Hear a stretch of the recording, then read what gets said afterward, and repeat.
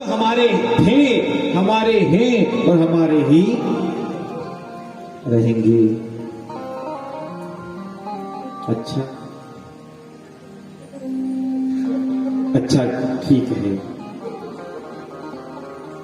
देखते देखते भगवान ने गोपियों से कहा, चलो हम तुम्हें अब तुम्हें रास में प्रवेश देते हैं। एक गोपी ने कहा, कन्हैया हमने सुना है कि तू बहुत अच्छा रास्ता है। देखो ऐसा कोई भगवान मिलेगा जो सबको नचा रहा है, आज वो स्वयं ब्रज में नाच रहा है। ऐसा ठाकुर नहीं मिलेगा क्या?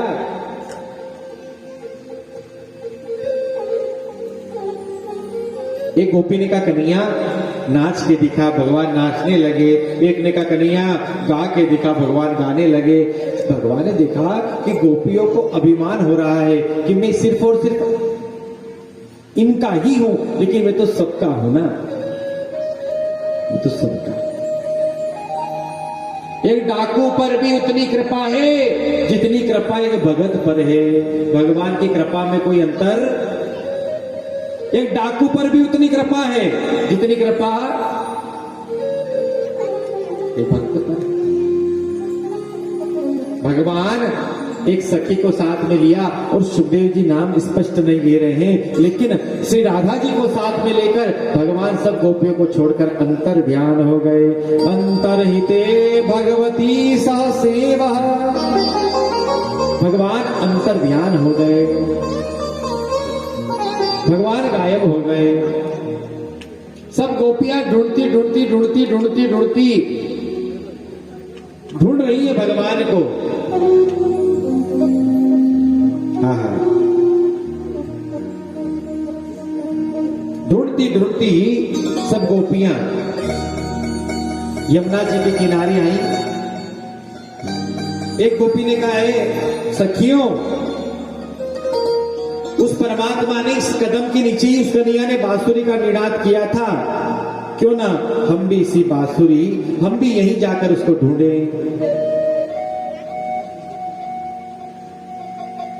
ढूंढती ढूंढती कभी यमुना जी से पूछ रही है, यमुना तुमने हमारे प्रीतम को देखा क्या? कभी तुलसी से पूछ रही है। जोरदार हवा का झोंका आया तो तुलसी का वृक्ष हिलने लगा। एक ने कहा, ये मना कर रही है, ये नहीं बताएगी। क्यों? बोले हमारी सोत है ना ये, इसलिए मना कर रही। यमुना से पूछा, यमुना तुमने देखा क्या? हमारे प्रीतम को देखा है क्या? अब सब गोपियां उस वृक्ष के नीचे जाकर बैठ गई, अश्रुपात करने लगी। क्या करें जिससे कन्हैया हमारे मध्य में प्रकट हो जाए। सब गोपियों ने मिलकर विरह के गीत को गाया। उस गीत का नाम हुआ राजन गोपी गीत। क्या नाम हुआ? गोपी गीत। कई लोग भागवत को चुटकुले सुनाकर खत्म कर देते हैं। कई लोग भागवत को बस इधर उधर की बात खत्म करके कहकर पूरा कर देते हैं। लेकिन भागवत में कितने कितने अच्छे अच्छे गीत हैं, जरा उनको समझो तो, सुनो तो सही। और क्या करें भैया, कथा को सुनना लोग कम पसंद करते हैं। इधर उधर की बात हो जाए, सास बहू की लड़ाई की बात कर दो तो सब खुश हो जाए। पर भैया सुनिए, गोपियों ने मिलकर कहा, हे कन्हैया जयति तेदिकं जन्मना व्रज शयत इंदरा शश्वत। हे कन्हैया, जब से आपका जन्म इस ब्रज में हुआ है ना, तब से ब्रज की शोभा बढ़ गई है। जयति तेदिकं, इसकी शोभा बढ़ गई है। ये इंद्रपुरी जैसा लगने लगा है मन। और कन्हैया हम तो कब की मर गई होती, हम तो कब की ही अपने आप को समाप्त कर गई होती, लेकिन एक चीज है जो हमें मरने नहीं दे रही। क्या क्या चीज है वह? तब कथामृतम तप्त जीवनम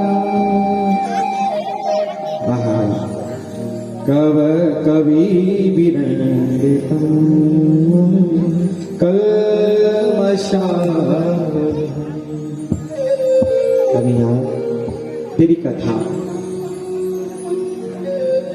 जो हमें रोज नित नया आनंद देती है। 19 श्लोकों में गोपियों ने अपने भाव को प्रकट किया, और जैसे भाव प्रकट किए, भैया भगवान कहीं गए नहीं थे, भगवान वहीं थे, लेकिन ठाकुर जी तुरंत जैसे गोपियों का हृदय पवित्र शुद्ध हुआ, ठाकुर जी उसी समय भगवान उसी समय प्रकट हो गए। कहा, गोपियों आओ, अब हम तुम्हें रास में नहीं, अब हम तुम्हें महारास में प्रवेश देते हैं। रात की 12 बजे भोलेनाथ ने देखा कि पार्वती तैयार हो रही है। किसने देखा है? हमारे भोलेनाथ ने देखा कि पार्वती जी तैयार होगी। रात की 12 बजे पूछा, देवी कहां जा रही हो? कोई कार्यक्रम है क्या? बोले, प्रभु हम रास में जा रही हैं, हम भी चलेंगे। भोलेनाथ साथ में हो गए। अब मेरा ध्यान से सुनिए, जो महारास हो रहा है ना, कहां हो रहा है? मधुबन में, निधि वन में। उस वन के मुख्य द्वार पर, एक द्वार पर ललिता नाम की सखी है और एक द्वार पर विशाखा नाम की सखी खड़ी है। भोलेनाथ पार्वती को लेकर आए तो पार्वती जी को तो अंदर प्रवेश मिल गया, लेकिन भोलेनाथ से कहा, सुनो आप अंदर नहीं जा सकते। बोले, क्यों भैया, क्यों नहीं जा सकते? बोले, रास में केवल और केवल स्त्री का प्रवेश है, पुरुष का प्रवेश उस रास में नहीं है। भोलेनाथ ने पार्वती का हाथ पकड़ा। बोले, सुन, क्या?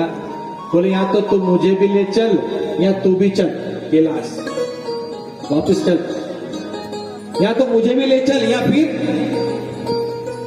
तू हमारा साथ चल वापस। पार्वती जी ने कहा, प्रभु अभी हाल ललिता जी ने कहा ना कि रास में केवल स्त्रियां जा सकती है, पुरुष नहीं जा सकता, तो मुझे स्त्री बनना पड़ेगा क्या? बोले, हाँ। फिर बना। रिद्धि सिद्धि को बुलाया और भोलेनाथ के नाप का लहंगा और चोली सिलवाया। भोलेनाथ से कहा, प्रभु अभी जटा को खोला और जटा को खोलकर भोलेनाथ की प्यारी सी चोटी बनाई। क्या बनाई? क्या प्रभु ये दाढ़ी का क्या करोगे? दाढ़ी का? अरे आपकी दाढ़ी का क्या करोगे? भोलेनाथ ने कहा, देख चिंता मत कर, इतना लंबा घूंघट कर लूंगा कि मेरी दाढ़ी किसी को दिखाई, उसकी चिंता तू मत कर। प्रवेश किया और जैसे महाराज सब गोपी कृष्ण के साथ नाच रही थी, लेकिन भैया हमारे महादेव ने तो कभी तांडव किया है, तांडव के अलावा तो उन्होंने कभी कुछ किया है नहीं। इसलिए उनका एक नाम है नटराज। अब हमारे महादेव को नाचना, भैया सब अच्छे से नाच रही है, लेकिन हमारे महादेव एक पैर यहां फेंके तो दूसरा।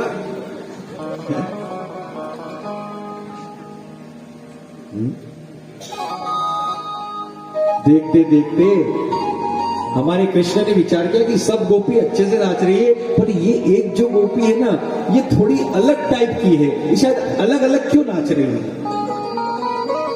गए, जैसे पास गए, भैया हमारे कृष्ण ने, हमारे नटवर ने जैसे ही उस गोपी के पास गए, घूंघट को जैसे उठाया, आज जैसे घूंघट को उठाया, हमारे महादेव पकड़ा गए और महादेव का एक नाम और हो गया। बोले गोपेश्वर महादेव की जय। हमारे महादेव के कई नाम, कई नाम है, जलेश्वर महादेव, गोपेश्वर महादेव, तिलेश्वर महादेव, चामलेश्वर महादेव। और भैया ऐसा कोई तालाब, ऐसी कोई नदी, ऐसा कोई सरोवर नहीं है जिसके किनारे महादेव का कोई मंदिर ना हो। एक तो बता दो हमें, ऐसा कोई नदी नहीं है जिसके किनारे महादेव ना बैठे हो, ऐसा कोई तालाब नहीं है जिसके किनारे महादेव ना बैठे हो, ऐसा कोई सरोवर नहीं है जिसके किनारे महादेव ना बैठे हो। महादेव पकड़ा गया और महादेव का नाम हो गया। बोले गोपेश्वर महादेव की, गोपी बने इसलिए क्या नाम हो गया? गोपेश्वर। और सुंदर महाराज में प्रवेश मिला। आइए हम भी दो मिनट। वो पायल की झनकार, दो लगाइए। आइए, कैसा हो रहा है रास? हम भी मन से। वो पायल की झनकार वे रही घुंघरू की झनकार, ए सो रास रचो